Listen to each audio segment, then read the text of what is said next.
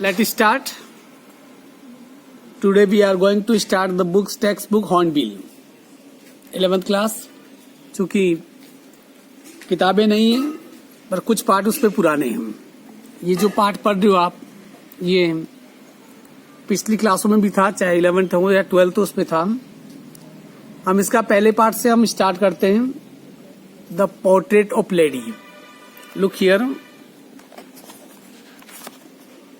जो पहला लेसन है, the portrait of a lady. हाँ देखिए, बुक से द हॉर्नबिल लेसन है the portrait of a lady. Portrait का मतलब होता है रूप चित्र। पोर्ट्रेट क्या है समझ लीजिए इसे, अर्थात कि जब शब्दों के माध्यम से आप किसी का इस प्रकार से वर्णन करो कि वो जिसका वर्णन किया जा रहा है वो हूबहू एक चित्र की तरह हमारे सामने आ जाए, दैट इज द पोर्ट्रेट। ये जो लिखा है Khushwant Singh, the writer Khushwant Singh, one of the best Indian English writer, भारतीय राइटर जिसने इंग्लिश में सबसे अच्छा लिखा। इनके किताब है ट्रेन टू पाकिस्तान, जिस पर अब बॉलीवुड में एक फिल्म भी बन चुकी है, और वो विभाजन की त्रासदी। हालांकि विभाजन, भारत और पाकिस्तान का जो विभाजन हुआ था, उस दर्द को कहीं न कहीं खुशवंत सिंह ने भी भोगा था। तो उनकी ये जो लेसन है, इस लेसन के ऊपर एक बार कोड दे रखा है। देखिए, उस बार कोड का इस्तेमाल भी मोबाइल से आप करो तो उसमें पूरी लेसन की जानकारी उसमें आपके आ जाएगी। और मैं यहाँ जो पढ़ रहा हूँ, हम ये जो लेसन है किस बेस पे, पहले वो समझ लीजिए। इसमें जो राइटर है खुशवंत सिंह, उसने अपनी दादी का जिक्र किया है, और दादी का जिक्र इतना बहुत बेहतर ढंग से किया है। जो लिखने की जो शैली है वो बहुत ही अभूतपूर्व है। बेलाग लपेट में उन्होंने लिख देना। और कई बार क्या होता है कि जिनके घर में बुजुर्ग होते हैं और वो बाद में नहीं होते हैं, मतलब ये कि बुजुर्ग का मतलब ये आज है कल नहीं रहेंगे, कल रह भी गए तो परसों कोई ठिकाना नहीं। जब उनकी यादें जब पलट के आती है, तब व्यक्ति क्या सोचता है उसके बारे में है the portrait of a lady Khushwant Singh. Notice this expressions in the text, infer their meaning from the context. ये आपको 1 2 3 4 5 6 7 ये जो इसने पॉइंट दे रखे हैं, ये कहीं की इस लेसन को देखने के बाद, इस लेसन को पढ़ने के बाद हम लोग क्या करेंगे, इसके बारे में इसका जिक्र हम जरूर करेंगे।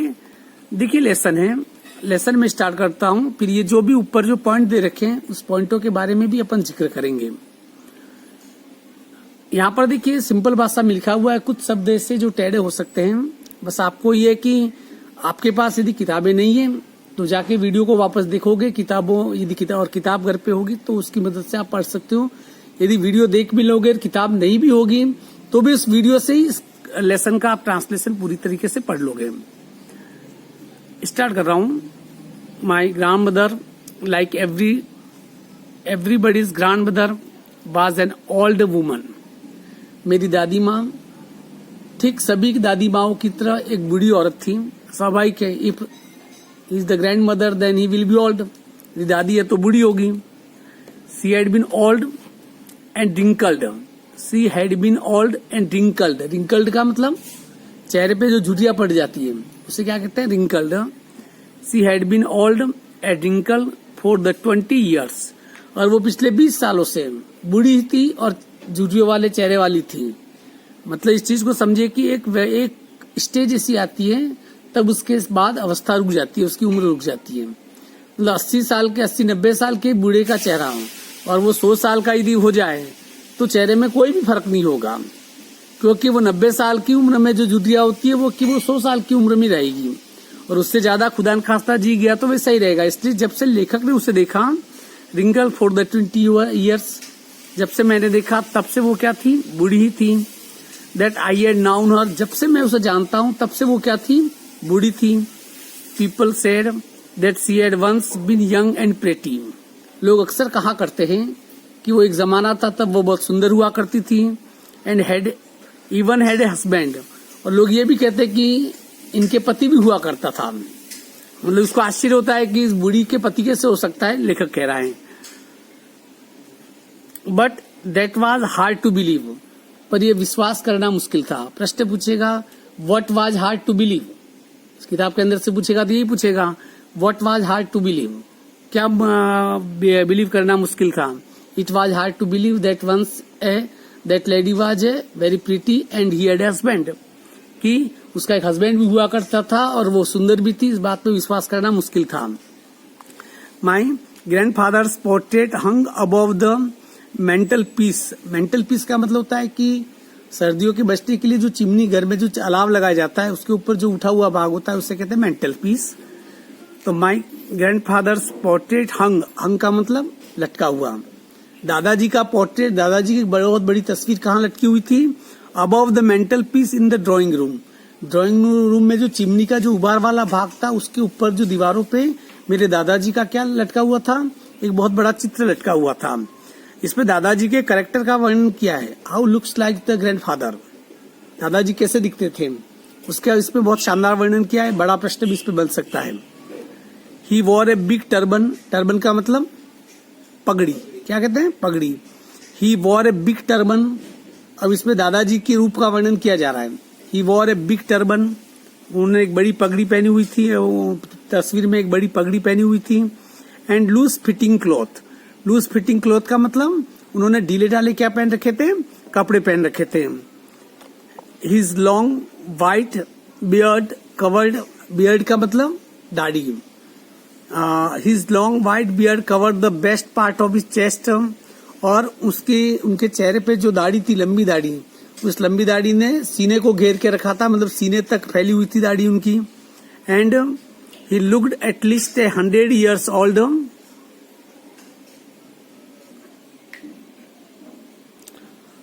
his long white beard covered the best part of the chest and he looked at least 100 years old, और उनकी जो दाढ़ी इतनी लंबी थी कि चेस्ट को पूरे सीने को घेरे हुए था उन्होंने, उसका अधिकांश भाग उस दाढ़ी की में छुपा हुआ था। पार्ट ऑफ 100 years old, और वो कितने लगभग साल के दिख रहे थे उस फोटो में भी, लगभग 100 साल के वो दिख रहे थे। He did not look the sort of person who would have a wife and children, वो ऐसे व्यक्ति नहीं दिख रहे थे कि उनको देख के, उनके फोटो को देख कर ऐसे नहीं लगता था कि इस आदमी के बीवी भी होगी और बच्चे भी होंगे, क्योंकि इतने बूढ़े दिख रहे थे वो। He looked as if he could only have lots and lots of grandchildren, और उनको देख के ऐसे लगता था कि इनके बीवी और बच्चे तो नहीं होंगे पर इनके पोते पोतिया, ढेरों पोते पोतिया होंगे यूं। As for my grandmother being young and pretty, जैसा कि कहा जाता है कि मेरी दादी माँ बड़ी खूबसूरत थी, एक जमाने में वो जवान भी थी। The thought was almost revolting, revolting का मतलब होता है वो करने, अपसेट करने वाला, जिस चीज को माना नहीं जा सके, बहुत अधिक हलचल मचा देने वाला विचार। कि क्या वो था, कह रहे the thought was almost revolting, कि ये सोच कि कभी मेरी दादी जवान भी हुआ करती थी और सुंदर भी हुआ करती थी, ये विचार ही मन में हलचल पैदा करने वाला है। क्योंकि जब से वो पैदा हुआ तब से वो अपनी दादी को बूढ़ा ही देख रहा है, इसलिए उसे यकीन नहीं होता है। She often told us of the games she used to play as a child, वो अक्सर मुझे उन खेलों के बारे में बताया करती थी जब वो बच्ची थी और वो खेला करती थी। That seemed quite absurd, absurd का मतलब होता है भद्दे, मतलब उसके जो गेम होते थे वो कैसे थे। That the seemed quite absurd and undignified, undignified का मतलब अप्रतिष्ठित। जिन गेम के बारे में दादी बताया करती थी वो क्या थे, भद्दे हुआ करते थे और अप्रतिष्ठित, की ऐसे गेम कैसे खेल सकते हैं। Honour part and we treated it like the fables, fables का मतलब कथाएं, पुरानी कथाएं। और जब वो उस कहानियों के बाद, जब वो अपनी स्टोरी सुनाया करती थी बचपन के खेलों के बारे में, जो कि लेखक को भद्दे लगते थे और अप्रतिष्ठित लगते थे, पर उनकी उन बातों को सुनकर वो किस रूप में लेते थे, the fables of the profit. Profit का मतलब होता है संत, पैगंबर। हमें ऐसा लगता था, उनकी बातें सुनकर ऐसा लगता था कि किसी पैगंबर की कथाओं जैसी उनकी बातें हमें लगती थी। सी यूज्ड टू टेल अस, जो कथाएं वो हमें बताया करती थी। अब देखिए वो गेम भद्दे क्यों लगते थे, that is the generation gap. आज आप पुराने गेम नहीं खेल सकते हो, आपके गेम बदल गए। आप पबजी खेलते हो, आप कब्जी खेलते हो, आप फ्री फायर खेलते हो, खेलते हो नहीं खेलते हो? आपके अंदाज बदल गए। यदि आपको ये कहे कि कंचा बित्ती खेले तो आप नहीं खेलोगे, गंपा बित्ती आप नहीं खेलोगे, गुल्ली डंडा तो हाथ से कब का छूट गया, या पुराने जमाने में जो गेम हुआ करते थे गुड्डे गुड्डियों का, वो तो आज याद ही नहीं। गुड्डे गुड्डियों की जगह टेडी बियर ने ले ली। अब हाथ से तो कोई गुड्डे गुड्डी बनाता नहीं है। इसलिए हर नई पीढ़ी को पुरानी पीढ़ी की कुछ चीजें बद्दी लगती है, इसलिए वो उन्हें बद्दी लगती थी। She had always been short and fat and slightly bent. She had always been short, वो हमेशा से टिंगनी थी, and fat, मोटी थी, and the slightly bent, और थोड़ी झुकी हुई थी, क्योंकि उम्र के बाद व्यक्ति क्या हो जाता है, उसकी रीढ़ की हड्डी झुक जाती है। Her face was criss cross. Criss cross का मतलब होता है जो आकृतियां होती है चौखाने वाली, इस प्रकार से वर्गाकार जो आकृतियां होती है ना, तो her face was criss cross of wrinkling running from everywhere to everywhere. और उनका चेहरा कैसे था, उस चौखाने की तरह जिसके अंदर हर तरफ से एक लाइन इधर से उधर गुजर रही, उधर से उधर गुजरी, चारों तरफ उसके चेहरे पे क्या हो गई थी, झुर्रियां पड़ गई थी। No, we were certain she had always been as we had known her. हम जिस रूप में उसे हमेशा से जानते थे, वो हमेशा से हमें वो बूढ़ी लगती थी, ओल्ड। और वो किस रूप में जानते थे, बूढ़े के रूप में। सो टेरिबली ओल्ड, और भयानक रूप से बूढ़ी थी, क्योंकि लगभग 100 साल के व्यक्ति तो भयानक रूप से बूढ़े होंगे। That she could not have grown older, वह इतनी बूढ़ी थी कि अब उससे ज्यादा बूढ़ी नहीं हो सकती थी। मतलब जितनी बूढ़ी थी, अब व्यक्ति बूढ़ा भी कितना होगा, एक हद से ज्यादा वो हो नहीं सकता है, उसकी उम्र रुक जाती है। And had stayed at the same age for 20 years, और पिछले 20 सालों से वो एक ही उम्र पे आके रुक गई थी, मतलब as it. She could never have been pretty, वह कभी भी सुंदर नहीं थी, but she was always beautiful, पर वो हमेशा से आकर्षक थी। समझिए इस चीज को। Your beautifulness is not related from your bodily figure. तुम्हारी सुंदरता तुम्हारे चेहरे से आकी नहीं जाती है, तुम्हारी सुंदरता जो वो किससे आकी जाती है, वो हमेशा से आपके व्यक्तित्व से आकी जाती है। एक पोते के लिए जो भी हो गया, अपने घर में बेटों के लिए उसकी माँ कितनी बूढ़ी हो जाए, पर उसकी माँ दुनिया में सबसे सुंदर माँ ही होती है। क्यों? क्योंकि वो उसके शरीर को नहीं, उसके कैरेक्टर को पकड़ता है, और कैरेक्टर हमेशा बड़ा होता है। तो वो 20 साल से बूढ़ी थी। She could never have been pretty, वह कभी सुंदर नहीं थी, but she was always beautiful, पर हमेशा वो सुंदर थी, आकर्षक थी। सी हॉबल्ड, हॉबल्ड का मतलब होता है लंगड़ा कर चलना। क्या होता है? लंगड़ा कर चलना।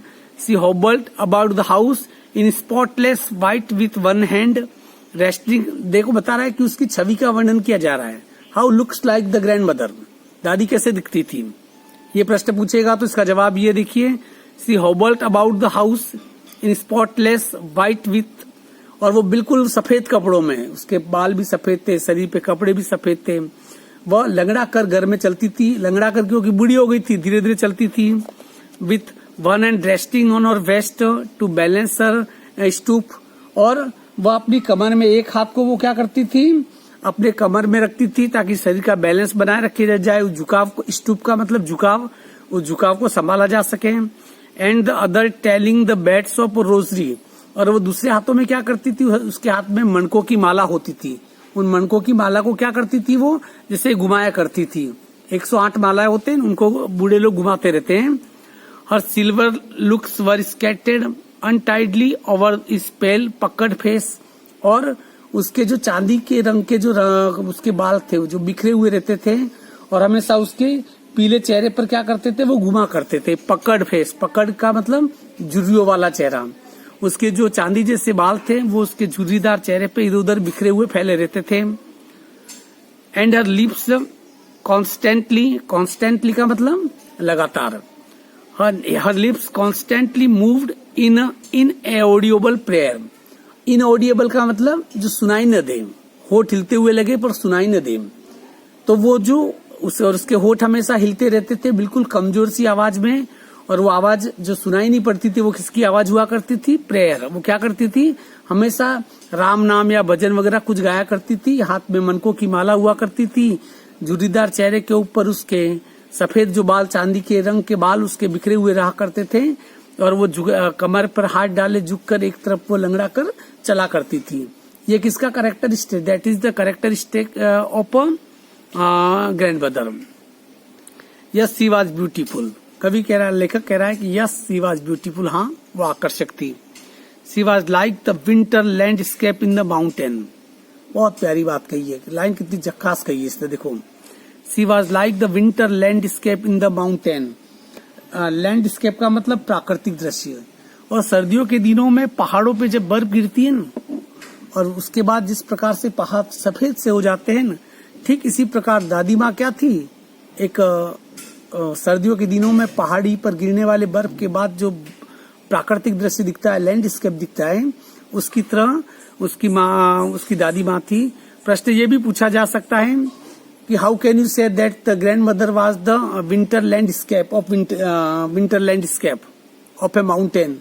आप कैसे कह सकते हो कि दादी माँ किसी विंटर लैंडस्केप की तरह थी? तब आपको मैंने जो पिछली लाइनें 5 लाइनें वो पूरी लिखनी पड़ेगी। She was like the winter landscape in the mountain an expanse of pure white serenity. Serenity का मतलब होता है शांति, और expanse of pure white serenity, breathing peace and contentment. अब ये क्या कह रहा है देखिए। और उसे देखने के बाद, उस दृश्य को देखने के बाद उसके चेहरे पर वो शुद्धता, चेहरे पे वो शांति, उसके चेहरे पर, उसके पूरे शरीर पर जो पहने हुए सफेद कपड़े, ऐसे लगता था कि सिर्फ वहां पर शांति की अनुगुंज आ रही है, शांति सुनाई पड़ रही है। My grand mother and I were good friend. यहाँ पर देखिए ये जो पैरा है ना, इस पैराग्राफ में ये बताया गया कि what was the relation between the grand son and grand mother. पोते और दादी माँ के बीच में किस प्रकार से रिश्ता था। हमेशा ध्यान रखना कि दादा का सबसे जवान दोस्त उसका पोता ही होता है, और किसी भी पोते के लिए उसके सबसे अच्छा फ्रेंड उसका दादा ही होता है, यदि रिश्ते उस ऊंचाई पर पहुंचे हो तो। यहाँ पर देखिए इस पैसेज में पता है what is the relation between both of them. My grand mother and I were good friend. What is the writer saying? That the both of their good friend. उनके बीच में दादा और पोते वाला रिश्ता नहीं था। What was the relation between them? They were a good friend. My parents left me with her when they went to live in city. जब मेरे पेरेंट्स शहर में रहने के लिए चले गए तो मुझे किसके पास छोड़ के गए थे? दादा के पास, दादी के पास छोड़ के गए थे। And we were constantly together. और तब से हम क्या थे? साथ थे। माता पिता तो शहर में रह रहे थे, और वो जो बच्चा है वो किसके पास रह रहा था? अपने दादी माँ के पास। She used to wake up in the morning. वह मुझे सुबह जल्दी जगा दिया करती थी। And get me ready for school. और मुझे स्कूल के लिए क्या करती थी? तैयार करती थी।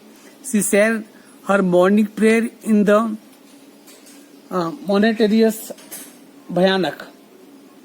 मोनेटेंस का मतलब नीरस, नीरस। मोनेटेंस का मतलब नीरस। She said her mother praying in the monotonous sing song while she bathed and dressed me in the बात है नहीं। Sing song while she bathed and dressed me in the hope that I would listen to get to know it by heart। और जब भी वो मुझे नहलाती थी, जब भी वो सुबह उठ के भजन करती थी, तो वो बड़े जोर जोर से आवाज के साथ बड़ा नीरस और उबाऊ भजन करती थी। और वो ये उसको हमेशा से ऐसा लगता था जैसे कि मैं उसके भजन को बड़ी तल्लीनता से सुन रहा हूँ, जबकि मुझे उसके वो भजन बड़े बोर लगते थे। I listen. मैं क्यों सुनता था? Because I loved her voice. मैं सुनता इसलिए था क्योंकि मुझे पता तो कुछ नहीं चलता था, परंतु मैं दादी की आवाज से प्यार करता था। But never bothered to learn it. पर कभी भी मैंने उसके बारे में कुछ सीखने की जरूरत महसूस नहीं की।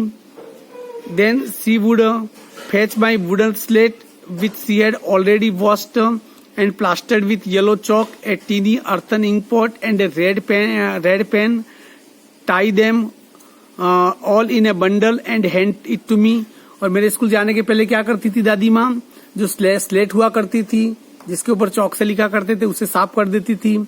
उसके बाद उस जमाने में क्या है कि बॉल पेन हुआ नहीं करते थे, तो एक शाई की दवा थे वो पैक कर ले, उस पर शाई पैक कर लिया करती थी। और उसके पास जो पेन वगैरह है उन्हें एक बंडल में बांध देती थी और सब मुझे वो पकड़ा देती थी। Earthen ink pot. अर्थन मतलब उस जमाने में मिट्टी से बने हुए शाई की दवात होती थी। And red pen, tie them all in bundle and hand it to me, और वह मुझे पकड़ा देती थी. After a breakfast of a thick stale chapati with a little butter and sugar spread on it. और ब्रेकफास्ट में क्या होता था, ब्रेकफास्ट के बाद वो क्या है कि एक चपाती के ऊपर बटर लगा देती थी, मक्खन, उसमें थोड़ी शक्कर डाल देती थी. वी वेंट टू स्कूल, फिर हम स्कूल जाते थे. She carried several stale chapatis with her for the village dog. और उसके साथ साथ वो पुरानी पड़ी हुई जो बासी चपाती होती थी, बासी जो रोटियां होती थी, अपने साथ वो क्या करती थी, ढेरों रोटियां ले लेती थी. किसके लिए? और जब स्कूल जाते थे पैदल, घर से स्कूल मुझे छोड़ने जाती थी, बीच में जितने भी जो गांव के कुत्ते होते थे उन कुत्तों को रोटी खिलाने के लिए. My grandmother always went to school with me. हमेशा दादी माँ मेरे साथ स्कूल आई. क्यों? Because the school was attached to the temple. क्योंकि स्कूल हमेशा, स्कूल किसके पास थी? मंदिर के पास थी. The priest taught us the alphabet and the morning prayer. और जो पुजारी होता था, मंदिर का पुजारी था, वही क्या करता था, हमें वर्णमाला सिखाता था और हमें प्रार्थना सिखाता था. While the children sat in rows on other side of the veranda singing the alphabet or the prayer in the chorus. और एक तरफ बरामदे में बैठाकर हमें अल्फाबेट वगैरह जो प्रार्थना होती थी, हम बड़े कोरस का मतलब समूह में हम क्या करते थे, उस प्रार्थना को गाते थे. हम जोर जोर से अल्फाबेट बोलते थे. पहले यही होता था कि बच्चे को वर्णमाला आ गई तो वो शिक्षित हो गया. आज की तरह कुछ भी नहीं, ऐसा परसेंटेज का तनाव उस समय नहीं कर रहा करता था.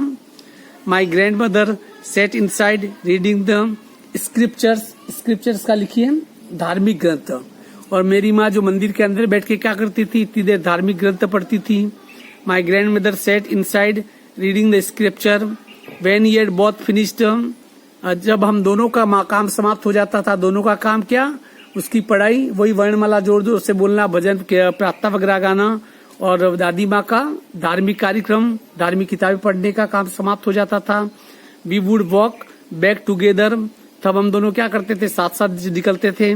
This time the village dogs would meet us at the temple door. और जैसे हम बाहर निकलते थे, गली के जो गांव के जो कुत्ते थे वो क्या करते थे, हमें बाहर मिल जाते थे, मंदिर की गेट के बाहर मिल जाते थे. They followed us to our home growling and fighting with each other for the chapati we threw to them.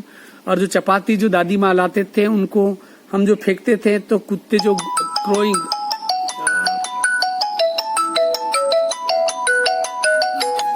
चलिए ये पैसेज पढ़ लेते, खत्म कर लेते हैं. Home growling and fighting with each other for the chapatis we threw to them. और जो चपातीज वगैरह हम उन्हें फेंकते थे, कुत्ते क्या कर रहे थे, गुर्राते हुए एक दूसरे के ऊपर झपटते हुए मंदिर से लगाकर घर तक हमारे साथ ही आते थे चपाती की लालच में. ये उनका क्या था, रोज का कार्यक्रम था. When my parents were comfortably settle in the city. जब मेरे माता पिता सिटी में पूरे आरामदायक तरीके से जब सेटल हो गए, वहां रहने लगे, दे सेंट फॉर अस. उन्होंने क्या कर दिया, हमें भी बुला लिया. That was a turning point in our friendship. और हमें बुलाने का मतलब कि दादी माँ हमको वहां उनके पास बुला दिया, और हमारी फ्रेंडशिप का ये टर्निंग पॉइंट था, एक मुड़ाव वाला बिंदु था. Although we share the same rooms my grandmother no longer came to school with me. अब हालांकि हम एक ही रूम में कमरे में रहते थे, परंतु अब दादी माँ स्कूल नहीं आती थी, क्योंकि पहले दादी माँ हमेशा स्कूल आती थी, साथ में रोटियां लेती थी, बस्ता उसके लिए तैयार करती थी. इसलिए उनके रिश्तों में क्या आ गया, बदलाव आ गया. No longer came to school with me. अब मेरे साथ स्कूल नहीं आती थी. I used to go to English school in motor bus. क्योंकि मैं अंग्रेजी माध्यम की स्कूलों में मैं मोटर से जाया करता था, बस से जाया करता था. There were no dogs in the street. और मोटर से जाता था इसलिए गली में कोई कुत्ते भी नहीं मिलते थे. And she took to feeding sparrows in the courtyard of our city house. और हमारे शहर में जो मकान बना हुआ था उसके बरामदे में वो क्या करती थी, पहले कुत्तों को रोटियां खिलाती थी. अब कुत्ते थे नहीं गली में, तो वो क्या करती थी, स्पेरो जो गोरैया होती है, मैना होती है गोरैया, उनको क्या करती थी, चिड़ियाओं को अपने बरामदे में वो दाने खिलाया करता, क्या करती थी, वो दाने खिलाया करती थी.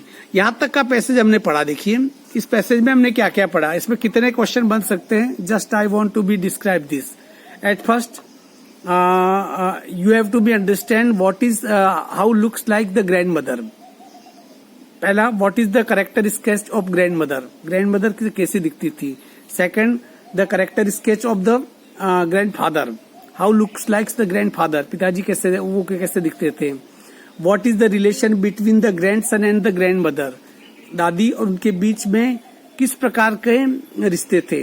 दूसरी बात, what is the specification of the grand mother, उसकी चरित्र की कौन कौन सी विशेषता सामने आई है। सबसे पहली जो विशेषता सामने आई है कि वो जैसे कि वह धार्मिक औरत थी, क्योंकि वो हमेशा जो मन के जो माला फिराती थी, भजन गाती थी। दूसरी बात, वो दयालु थी, क्योंकि जो गली के जो कुत्ते होते थे उनको क्या करती थी, वो रोटियां खिलाया करती थी। तीसरी चीज कि यहाँ पर आके पता चल रहा है कि गोरैया होती थी, चिड़िया होती थी, उनको भी वो दाने डाला करती थी। कहने का मतलब ये, और अपने पोते से बहुत ज्यादा स्नेह करती थी, पारिवारिक संबंध बहुत उनका मजबूत था। That all is the characteristic, ये सब उसके character, this is the part of grandmother's character. आपको क्या करना है, देखिए जो भी वीडियो मेरा देख रहे हैं, क्योंकि आप ये बहाना नहीं कर सकते हैं कि आप इस प्रकार से बहाना मेरे सामने नहीं कर सकते कि किताबें नहीं है, पर मैं आपको होमवर्क दे रहा हूं सबसे तगड़ा कि आपको सिर्फ ये करना है, भले किताबें नहीं हो। इस वीडियो को देखोगे तो मेरा पेन कलम टू लाइन घूम रहा है, मैंने उसमें हर कठिन मीनिंग के आपको अर्थ बताए हैं। तो मैंने जो अर्थ बताए, बोल के बताए कि इस शब्द का ये अर्थ है, आपको पूरा वीडियो देखने के बाद जितने भी कठिन मीनिंग के मैंने अर्थ बताए, आप एक रजिस्टर जो कि आपका होमवर्क का होगा, जिसपे इस क्वेश्चन आंसर भी करोगे, तो आप सब, मैंने जिसे 25 शब्दों के अर्थ बताए, तो 25 शब्द लिख कर आप उसके हिंदी अर्थ सामने लिखोगे, और वो आपको पता कैसे चलेगा, मेरे वीडियो से जब उसको सुनोगे, हाँ इस शब्द का ये अर्थ है, तो वो आपको क्या करना है, लिखना है। That is the homework. और वो मीनिंग लिखकर, सभी एक कागज पे लिखकर आप वो फोटो मुझे शाम तक व्हाट्सएप पे सेंड कर दोगे। Is it clear? ये आपको करना है। इससे दो चीजें होगी, मुझे पता चल जाएगा इससे वीडियो देखा है, और कोई भी एक व्यक्ति अपने वो मीनिंग लिखकर दूसरे को मैसेज नहीं डालेगा, और कोई भी ग्रुप में नहीं डालेगा, क्योंकि ग्रुप में डालोगे तो दूसरा उसका देखा देखी लिखेगा, वो वीडियो सुनेगा नहीं, लेसन ट्रांसलेशन कैसे हो रहा है वो देखेगा नहीं। इसलिए कोई एक दूसरे को नहीं डालेगा, कोई ग्रुप में नहीं डालेगा, मुझे पर्सनल वो फोटो डालेगा, मैं ग्रुप में मैसेज कर दूंगा कि इसने लिख के डाल दिया है। Is it clear? चलिए आज के लिए इतना ही काफी है।